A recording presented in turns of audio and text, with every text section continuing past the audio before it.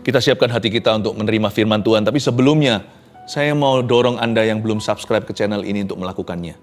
Supaya Anda terus mengikuti kurikulum sorgawi lewat Saat Teduh Bersama. Jangan lupa juga ditekan tombol notifikasinya, agar supaya setiap kali ada materi yang baru yang bisa menjadi berkat besar dalam kehidupan Anda akan selalu diberitahu. Ya. Hari ini kita akan belajar firman Tuhan dari Hakim-Hakim pasal 3 ayat 1-6 dengan judul Mengapa Masalah Kita Lama. Saya ulangi judulnya. Mengapa masalah kita lama? Iya. Memang setiap masalah itu ada tanggal kadaluarsanya. Itu keyakinan saya. Saya tahu bahwa persoalan tidak bisa selama-lamanya. Yang kekal hanya Yesus Kristus. Namun demikian, sekalipun masalah itu ada tanggal kadaluarsa atau expiry date-nya, janganlah kita menunggu secara pasif. Wah, kapan itu terjadi? Kita harus aktif bertanya, apa yang bisa kita lakukan sebelum masalah itu jatuh tempo? Dan saya itu bisa memperoleh buah yang matang atau mendapatkan karunia apa selama saya menunggu hingga tanggal kadaluarsanya? Ask yourself, what can we get? And what should we do? Apa yang harus kulakukan dan apa yang bisa saya dapatkan? Mari kita belajar dari bangsa Israel ketika di dalam tanah perjanjian. Mereka menghadapi masalah yang berkepanjangan. Kita baca pasalnya di pasal 3 ayat 1-6, Hakim-Hakim ya. Ayat 1, inilah bangsa-bangsa yang dibiarkan Tuhan tinggal untuk mencobai orang Israel itu dengan perantaraan mereka, yakni semua orang Israel yang tidak mengenal perang Kanaan. Maksudnya hanyalah supaya keturunan-keturunan orang Israel yang tidak mengenal perang yang sudah-sudah dilatih berperang oleh Tuhan. Yang tinggal ialah kelima raja kota orang Filistin dan semua orang Kanaan, orang Sidon dan orang Hewi yang mendiami pegunungan Libanon dari gunung Baal Hermon sampai ke jalan yang menuju ke Hamat. Mereka itu ada di sana supaya ia mencobai orang Israel dengan perantaran mereka untuk mengetahui apakah mereka mendengarkan perintah yang diberikan Tuhan kepada nenek moyang mereka dengan perantaran Musa. Demikianlah orang Israel itu diam di tengah-tengah orang Kanaan, orang Het, orang Amori, orang Feris, orang Hewi, dan orang Yebus. Mereka mengambil anak-anak perempuan orang-orang itu menjadi istri mereka, dan memberikan anak-anak perempuan mereka kepada anak-anak lelaki orang-orang itu, serta beribadah kepada Allah orang-orang itu. Mengapa masalah kita lama? Seringkali kita frustrasi, kapan sih ini selesainya? Tapi dapatkah kita mengenal maksud Allah? Mengapa sebuah persoalan diizinkan tetap ada di sana di dalam hidup kita? Ayat 1, inilah bangsa-bangsa yang dibiarkan Tuhan tinggal, garis bawah itu. Tuhan membiarkan bangsa-bangsa musuh itu tinggal berdampingan dengan bangsa Israel untuk sekian lama. Bangsa-bangsa itu dibiarkan Tuhan tinggal untuk mencobai orang Israel itu dengan perantaran mereka. Yakni semua orang Israel yang tidak mengenal perang Kanaan. Nah, ini dia. Kayaknya ada hubungan dengan generasi baru yang masuk ke Kanaan ini. Mereka belum kenal perang Kanaan. Bahkan dahulu nenek moyang mereka waktu zaman Musa keluar dari tanah Mesir lewat sebuah perbuatan ajaib Tuhan, yaitu membelah Laut Merah, mereka masih orok atau belum dilahirkan. Jadi mereka ini bangsa-bangsa yang mereka ini adalah bangsa Israel setelah pemerintahan Yosua masuk di zaman hakim-hakim yang terkesan manja. Tuhan mau gembleng mereka, Tuhan mau bentuk mereka, Tuhan mau mempertajam mereka. Karena bangsa Israel itu tinggal di geografis yang rawan. Ayat 2, maksudnya hanyalah, lihat itu maksud Allah. Alkitab itu selalu konsisten satu dengan yang lainnya. Kadang beda ribuan tahun atau ratusan. Tapi selalu bicara tentang Yesus yang sama. Dan selalu menunjukkan karakter Allah yang tidak berubah. Bukankah di kitab Yeremia dikatakan bahwa Tuhan punya rancangan damai sejahtera. Tuhan tidak pernah punya rancangan celaka. Tetapi memberi kita masa depan penuh pengharapan. Jadi maksudnya hanyalah, berarti maksud Allah hanya satu. Tuhan tidak punya evil intention, Tuhan tidak punya maksud jahat di hidup kita seperti banyak orang yang dikit-dikit kecewa sama Tuhan, dikit-dikit memfitnah dan tuduh Tuhan. Tuhan itu jahat. Tuhan tidak cinta sama aku, Tuhan tidak mengasihi aku. Hai orang berdosa. Sejak kapan kita bisa menuntut Allah? Hutang kita pun tidak kunjung kita bayar. Mengapa kita sekarang menuntut bonus-bonusnya? Tuhan cintalah, mengasihi kita. Bukankah dia mati untuk kita di Kalvari 2000 tahun lalu ketika kita masih berdosa, bahkan belum dilahirkan. Ya, belum dilahirkan di dalam dosa, dalam kandungan mama kita. Tuhan sudah mati untuk kita, bukankah itu sendiri sudah selama-lamanya sebuah kesaksian bahwa Tuhan itu sayang kita. Sejak kapan kita itu boleh menuntut Allah? Maksudnya hanyalah, Tuhan itu gak punya maksud jahat. Maksud Tuhan itu selalu indah. Rancangannya itu selalu sempurna. Penyertaannya damai sejahtera. Maksudnya hanya ini maksudnya. Supaya keturunan-keturunan orang Israel yang tidak mengenal perang, tadi itu yang terkesan manja, yang gak ngerti atau alami Laut Merah dibelah. Masuk Kanaan juga, ini generasi baru yang belum tahu apa-apa. Tuhan itu tahu, mereka itu pasti akan ditelan oleh tetangga-tetangga mereka. Jikalau mereka bukan hari ini juga, kalau enggak hari ini juga Tuhan gembleng dan latih. Supaya keturunan-keturunan orang Israel yang tidak mengenal perang yang sudah-sudah dilatih berperang oleh Tuhan. Mengapa masalah kita lama? Karena Tuhan mau mewujudkan sesuatu dulu. Karena Tuhan membentuk kita. He molds us and shapes us. Seperti pejunan, dia itu membentuk kita. Dia itu membuat kita. Tuhan itu ingin kita dilatih. Karena bangsa Israel zaman itu hidup di tengah-tengah kerawanan. Atas, bawah, kiri, kanan, sekeliling mereka semua membenci umat pilihan. Setiap bangsa dan negara ini orang Hewi, Yebus, Kanaan. Mereka maunya bangsa Israel dibinasakan. Hari ini tidak beda dengan kita. Sekalipun musuh kita tidak terang-terangan. Tapi kita itu tinggal di bawah hawa yang dipenuhi dengan roh-roh jahat di udara. Dan Yesus sendiri memperingatkan bahwa kita ini seperti domba diutus ke tengah-tengah serigala. Dunia ini tidak bersahabat dengan orang-orang yang mencintai Tuhan. Tapi kalau Tuhan taruh kita di dunia ini supaya kita menjadi pemenang, katakan amin. Supaya kita menjadi lebih dari pemenang, bukan hanya menang untuk kita, tapi juga memenangkan orang lain juga. Kita mau dilatih perang oleh Tuhan. Seperti bangsa Israel di zaman hakim-hakim, mereka punya geografis rawan, kita sekarang juga sama. Kita seperti kawanan domba yang diutus ke tengah serigala. Kalau Tuhan izinkan ada 1-2 persoalan di hidup kita itu tetap ada di sana, itu pasti karena Tuhan mau mengimpartasikan hikmat. Yaitu tadi, melatih kita berperang, tapi bahasa sehari-harinya, Tuhan itu mau memberitahu kepada kita sebuah solusi yang berguna buat kita nanti, dan akan jauh lebih berguna lagi di jangka panjang ketika kita bisa menjadi kesaksian hidup bagi orang lain. Karena Tuhan tidak pernah ingin hanya menolong kita. Tuhan menolong kita agar supaya kita bisa menolong orang lain juga.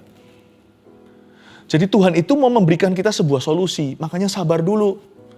Ini ujung-ujungnya itu akan ada sebuah perspektif ilahi. Entah Tuhan akan ingatkan kita hikmat lama, misalnya belajar bersyukur dalam segala perkara, atau belajar berserah. Mungkin Tuhan mau memberitahu kepada kita pengetahuan-pengetahuan yang basic, tapi yang kita mulai tinggalkan, misalnya kejujuran. Misalnya mengampuni, kalau kita terus dicari gara-gara sama orang. Atau Tuhan bahkan akan ajari kita untuk smart. Ditipu sekali ya sudah. Tapi orang kalau bisa ditipu 2 kali, 3 kali, dan seterusnya, itu kebodohan. Tuhan mau kita belajar dari kesalahan. Bahkan ketika kita disalahi, kita belajar. Kalau sekarang saya dipukul dengan sebuah pentung di kepala saya, ya itu sekali saya nggak tahu. Tapi kalau nanti diulangi lagi, saya pasti bisa menghindari. Karena saya pernah dipentung sebelumnya. Jadi saya tahu bagaimana menghindar. Saya tahu bagaimana to avoid atau untuk menunduk. Kalau tidak, berarti saya nggak belajar dari pengalaman saya yang pernah terjadi. Tuhan mau ajari kita smart. Tuhan mau kasih kita solusi. Dan Tuhan mau memberikan kesaksian pada dunia bahwa lewat hidup kita, semua masalah ini bisa dikalahkan. Semua musuh dikalahkan, setiap permasalahan itu ada jalan keluarnya. Tuhan mau jadikan kita kesaksian. He wants to turn your greatest test into your greatest testimony. Tuhan mau menjadikan yang namanya ujian berat kita itu menjadi mahkota yang besar. Tuhan mau jadikan pencobaan kita yang kita alami dan lalui sekarang, yang Tuhan akan tolong kita dan keluarkan, sebagai sebuah jalur aja suatu hari, menjadikan itu sebuah testimoni atau kesaksian hidup yang memberkati banyak orang. Solusimu nanti bukanlah solusi untuk Anda. Solusimu itu nanti juga mungkin adalah solusi untuk keturunanmu. Suatu hari Anda bisa cerita sama anak cucunya, "Papa dulu pernah alami ini. Oh, Papa belajar dari kesalahan, tapi juga belajar dari keadaan. Nak, kamu ingat ya, dalam hidup ini, bla bla bla." Teruskan nanti solusi apa yang Tuhan beri, itu menjadi warisan. Pahami, kalau Tuhan latih kita berperang, Tuhan bukan hanya melatih kita, Tuhan akan melatih orang-orang setelah kita, melalui kita. Ada sesuatu yang Tuhan mau berikan padamu, hikmat lama atau pengetahuan yang baru. Kebenaran yang lama, ya karena kebenaran Tuhan itu kekal, tidak bisa kadaluarsa. Problema ada jatuh temponya, tapi the truth atau God's truth atau kebenaran Tuhan tidak kenal zaman. Mungkin Tuhan mau mengingatkan kita akan sebuah kebenaran yang absah, yang mulai kita tinggalkan, atau lupakan, atau abaikan. Dan Tuhan hendak memberi kita solusi yang baru. Saya percaya setelah melewati lorong terowongan gelap ini dalam hidupmu, nanti keluar di situ, bukan hanya ada cerah dan terang, kita akan menjadi lebih berhikmat dan bijaksana. Haleluya. Ayat 3, yang tinggal ialah, catat ini, kelima raja kota orang Filistin. Siapa nggak tahu orang Filistin? Semua orang Kanaan. Tanah perjanjian aja disebut Kanaan kok. Kita semua tidak asing dengan kata Kanaan. Tapi orang Sidon dan orang Hewi, ini nama kurang familiar. Yang mendiami pegunungan Libanon, dari gunung Baal Hermon sampai ke jalan yang menuju ke Hamat. Tuhan gak hanya memberitahu, "Hei Israel, musuhmu siapa, namanya apa?" Tapi Tuhan juga kasih alamatnya. Baal Hermon sampai ke jalan menuju ke Hamat, itu alamat.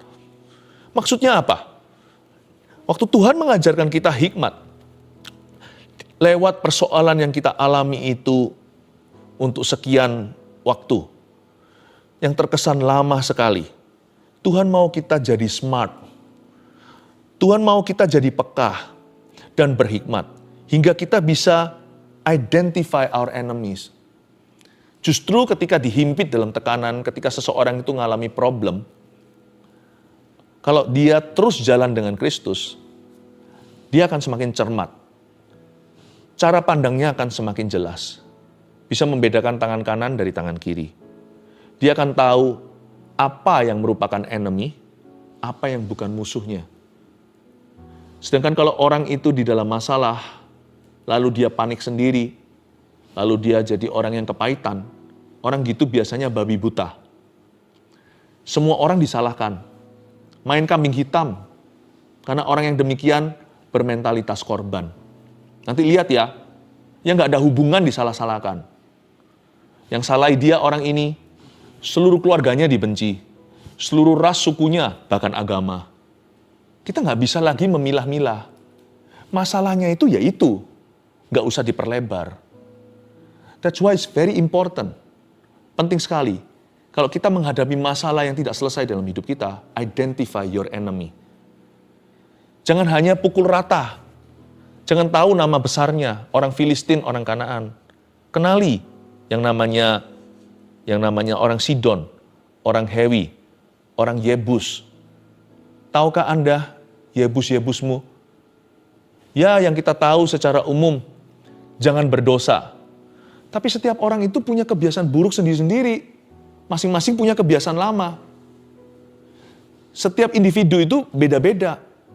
Buktinya, orang itu jatuh, kumat-kumatannya tidak sama dengan orang yang satunya. Misalkan kalau Anda punya sebuah kebiasaan buruk, biasanya jatuh saat Anda lonely misalkan.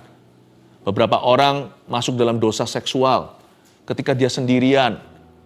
Dia tahu sendiri di saat-saat seperti apa dia itu rawan. Di waktu seperti apa dia itu lemah. Jangan hanya taunya Kanaan, jangan hanya taunya Filistin, yang umum semua orang tahu. Kenali Yebusmu, kenali Hewimu, kenali Sidonmu.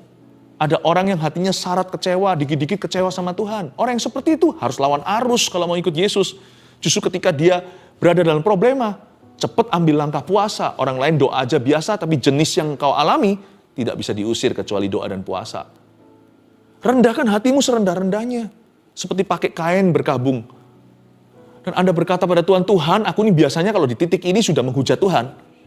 Tapi sekarang aku mau bersyukur. Setel lagu, nyalakan itu. Mungkin Anda sendiri gak bisa nyanyi, gak pandai main musik. Nyanyi sekeras-kerasnya, sekencang-kencangnya. Di kamarmu sendiri gak ada orang yang dengar. Menangislah, merataplah. Biarkan sampai Anda berada di tempat persembunyianmu itu sampai masalahmu berlalu. Bukan berarti doa melulu, tetap pergi kerja, lakukan tugas sehari-hari. Tapi simpan hati di tempat tersembunyi dan katakan, Tuhan, aku tidak mau menghujat, di titik ini aku tidak boleh kalah lagi. Orang lain di posisi yang sama masih oke-oke aja. Saya ini sangat rawan. Saya ini gampang sekali kecewa sama Tuhan, gampang kepahitan. Tuhan, aku berdoa. Aku bersyukur seperti Paulus dan Silas dalam penjara. Justru ketika dalam tekanan, aku naikkan himnal-himnal Tuhan. Aku mau menyanyi, kalau dulu aku mengeluh, sekarang aku balas dengan menyanyi. Langsung tahu kan, orang seperti itu pasti menang. Kenapa? Bukan karena dia hebat, bukan karena dia kuat. Karena dia tahu kelemahannya, titik lemahnya, titik rawannya. Dan dia tahu Yebusnya di mana. Dia ngerti pegunungan Libanon itu di mana, dari Gunung Baal Hermon sampai ke jalan menuju ke Hamat. Dia nggak sesat alamat. Dia tahu jelas di titik tersebut aku biasanya menghujat. Ya, di kilometer berapa di situnya biasanya aku kalah. Pasti akhirnya masturbasi. Ketika lo nih, justru jangan sendiri. Kalau kita tahu setelah adrenalinnya main, misalkan kita ada sebuah acara apa, orang itu kan roller coaster, apalagi anak muda yang bujangan. Wah, naiknya begini, wah langsung excited ya kan. Mungkin ada sebuah event atau apa. Lalu setelah pulang kembali, ya kan, rainy days and Mondays always get me down, seperti lirik lagu zaman dulu itu, lagu Inggris. Ya, hari Seninnya langsung down. Apalagi kalau gerimis-gerimis, hujan-hujan, rintik-rintik, merasa kelabu. Padahal kemarinnya, wah, sangat berapi-api. Baru hari Minggu, baru 1 hari, hari Seninnya sudah rasa seperti lonely. Cepat bangkit, jangan sendirian. Lakukan aktivitas apa yang berguna. Kenali dulu pegunungan Libanonmu itu bahaya. Ya, waspadai yang namanya jalan dari Gunung Baal Hermon yang menuju ke Hamat. Cepatlah Anda itu waspada. Identify your enemies. Kenali musuhmu. Kenali titik rawanmu. Ya, dan juga jangan pukul rata. Anda harus bisa membedakan mana yang musuh, mana yang bukan. Yang bukan jangan dimusuhi. Orang Kristen itu semuanya gitu. Apakah Anda kenal semua orang Kristen di dunia? Hanya karena ada 1-2 yang mengecewakan. Kenapa kok kecewanya sama Tuhan? Itu oknumnya kan. Itu kan orang. Itu kan manusianya yang masih belajar. Kita sendiri juga masih belajar kok berkali-kali. Kan kita nggak mau dihakimi. Kan kita nggak mau dihakimi. Kalau kita masih belajar dari kesalahan dan kekurangan kita, lalu kita dihakimi semua sampai keluarga, marga, semuanya kan kita juga nggak suka. Sedangkan kalau ada orang Kristen yang mengecewakan Anda dan saya, kalau misalkan mereka menipu uang kita, contohnya, sedangkan kekristenan aja mengajarkan untuk jujur. Jadi yang salah bukan Tuhan. Karena orang yang melanggar firman Tuhan itu bawa-bawa nama Tuhan hanya karena dia adalah orang Kristen statusnya. Anda harus tahu, musuhmu itu bukanlah darah dan daging, apalagi Tuhan Yesus. Musuhmu adalah seringkali dirimu sendiri yang mudah kecewa dan menghakimi.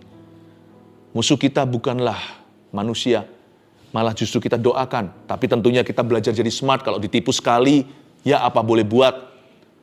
Tapi kalau ditipu berkali-kali, jatuh di lubang yang sama, nah itu berarti kita tersesat di alamat yang sama, terus-menerus disikat di jalan menuju ke Hamat. Kalau seperti itu ya salah sendiri, nggak pernah belajar kan? Sedangkan Tuhan suruh kita lewat pengalaman hidup ini untuk menjadi smart, and to menjadi smarter, untuk menjadi bijaksana. Amin. Mereka itu ada di sana ayat 4, supaya ia mencobai orang Israel dengan perantaran mereka, untuk mengetahui apakah mereka mendengarkan perintah yang diberikan Tuhan kepada nenek moyang mereka dengan perantaran Musa. Pencobaan mesti ada sih. Kalau nggak ada pencobaan di zaman Adam dan Hawa di Taman Eden, itu berarti kita semua adalah ras Pinocchio. Human race atau umat manusia itu diciptakan dalam gambar dan rupa Allah, berarti we can make decisions. Kita bisa membuat keputusan. We have free will choice. Kita punya pilihan bebas. Tuhan izinkan bangsa-bangsa yang tersisa di sana untuk mengetahui apakah hati mereka akan taat atau melanggar firman Tuhan. There needs be temptations in this world to prove if your faith is real. Dibutuhkan pencobaan memang di dunia ini untuk membuktikan, untuk menunjukkan bahwa iman kita itu murni, iman kita sejati. Demikianlah orang Israel itu diam di tengah-tengah orang Kanaan. Orang Het, orang Amori, orang Feris, orang Hewi, dan orang Yebus. Nah, ini kesalahan besar. Orang Israel diam, ini pasif. Hanya karena Tuhan izinkan problema itu di situ, bukan berarti kita diam saja nggak melakukan apa-apa. Apalagi yang melanggar firman. Demikianlah orang Israel itu diam. Diam di sini bukan diam di dalam hadirat Tuhan. Diam di sini itu kompromi. Diam di sini itu, biarkan itu terjadi. Atau anggap enteng, anggap remeh. Mengecilkan, meremehkan. Demikianlah orang Israel itu diam di tengah-tengah orang Kanaan. Orang Het, Amori, Feri, Hewi, Yebus, semuanya itu. Wah, ini yang disebut spirit yang pasif. Bukannya mereka melakukan kehendak Allah, bukannya mereka berusaha, ya kan? Di mana ada usaha, pasti Tuhan buka jalan. Bukannya mereka berdoa melawan arus. Sudah nggak berdoa, mereka ikut arus. Ayat 6, mereka ikut arus ini. Mereka mengambil anak-anak perempuan orang-orang itu menjadi istri mereka, dan memberikan anak-anak perempuan mereka kepada anak lelaki orang-orang itu, serta nggak berhenti sampai kawin campur, mereka beribadah kepada Allah orang-orang itu. Inilah bangsa Israel. Ketika mereka di dalam persoalan itu, mereka malah mengambil anak perempuan orang Kanaan, Yebus, Hewi, dengan segala komprominya, lalu mengawinkan, kawin campur. Dan itu dilarang karena itu jelas-jelas akan menyeret mereka masuk ke dalam ibadah kepada Allah orang-orang Kanaan. Do not make a long-term decision out of a short-term condition. Jangan buat suatu keputusan yang sifatnya jangka panjang hanyalah karena suatu keadaan yang sementara di depan. Saya kasih 3 poin sederhana untuk review apa yang kita pelajari tadi. Mengapa masalah kita lama? Nomor 1, Tuhan mau ajari hikmat lama dan hikmat baru. Mari kita gain perspektif, mari kita temukan perspektif-perspektif baru dalam menghadapi hidup ini. Mungkin ada kebenaran-kebenaran lama yang kita mulai lupakan. Atau Tuhan mau memberi kita solusi baru yang akan berguna bagi kita dan orang lain lewat kesaksian hidupmu. Yang kedua, mengapa masalah kita lama-lama? Supaya kita bisa bedakan mana teman dan mana musuh. Termasuk secara harafiah, bukan hanya musuh secara simbolis ya. Misalnya musuh kita itu nggak tentu orang. Musuh kita itu mungkin bisa sifat buruk kita. Musuh kita itu mungkin bisa kebiasaan lama. Tapi kita juga bisa bedakan. Seringkali diizinkan sebuah masalah serius dalam hidup kita untuk kita bisa lihat mana teman sejati, mana bukan. Jangan dibenci. Jangan kita melabel orang teman palsu. Tapi kita harus mengerti manusia itu hanyalah tanah dan debu. Dan kita bisa membedakan kemudian hari. Orang tertentu kita tidak bisa percayai lebih. Tapi orang tertentu yang lainnya kita bisa percayakan lebih. Setelah kemarin apa yang terjadi itu, mereka terbukti setia, mereka terbukti setia kawan dengan Anda. Mereka terbukti menjadi teman seperjuangan yang tidak akan pandang bulu, tidak akan memandang sebelah mata ketika Anda terpuruk atau ketika Anda berada di dalam baptisan api tertentu. Orang-orang itu tetap bersama denganmu. Jadi Anda tahu lain kali ketika Anda transfigurasi seperti Yesus membawa Petrus, Yohanes, Yakobus ke gunung naik ke atas itu. Dia tahu siapa yang dia bawa ke tempat yang tinggi. Diizinkan masalah tertentu untuk kita menyaring yang namanya friend zone kita. Anda akan terkejut, ada orang-orang yang kelihatannya seperti kawan. Ternyata mereka bukanlah teman dari Tuhan. Jangan dibenci, doakan mereka dan berkati. Tapi Anda tidak perlu Anda mempercayakan hatimu kepada setiap orang. Yesus sendiri tahu apa itu manusia, karena itu dia tidak menyerahkan hatinya kepada mereka. Saya dorong kita, mengalami masalah jangan jadi orang kepahitan. Tapi jadi orang yang akhirnya mendapatkan rekan dari Tuhan. Itu tujuannya, bukan buang orang, tapi dapat pertemanan yang sejati. Bisa bedakan mana teman dan mana musuh. Kita jadi lebih hati-hati. Lain kali nggak gampang-gampang orang berkedok agama atau yang mengaku-ngaku Kristen, langsung Anda main percaya. Juga bukan berarti kita jadi orang yang kepahitan, selalu maha curiga. Mana-mana selalu curigai. Praduga tak bersalah. Jangan begitu juga. Itu namanya orang trauma. Orang trauma tidak bisa dapat berkat baru. Tapi kita bisa bedakan mana teman, mana musuh. Itulah sebabnya mengapa masalah itu diizinkan agak lama. Karena Tuhan mau membangun long term plan atau suatu rencana jangka panjang dengan kita. Yang ketiga, ini penting sekali. Jangan pasif ya. Jangan pasif tapi tetap jadi saksi dan pengaruh. Selama dalam masalah kita bisa jadi saksi, bisa lewat sikap hati kita. Bisa jadi pengaruh, bisa sekalipun kita belum menang, tapi tunjukkan progres atau tunjukkan prosesnya. Do not backslide. Justru ketika kita ditekan atau berada dalam tekanan kehidupan yang tidak berkesudahan rasanya, sehingga frustrasi hati kita, janganlah kita justru murtad. Janganlah kita lari dari hadiratnya, jangan kita mundur dari Tuhan. Jangan pasif, tapi tetap jadi saksi lewat sikap hati kita dan tetap jadi pengaruh. Tunjukkan kepada orang lain progresmu. Dan biarkan Anda tampilkan proses apa adanya. Dan biar orang menilai sendiri bahwa ada Tuhan dalam kehidupan Anda. Itulah kesaksian. Mengapa masalah kita lama? 1, Tuhan mau ajari hikmat lama dan hikmat baru. 2, bisa bedakan mana teman dan mana musuh. 3, jangan pasif, tetapi tetap jadi saksi dan pengaruh. Haleluya.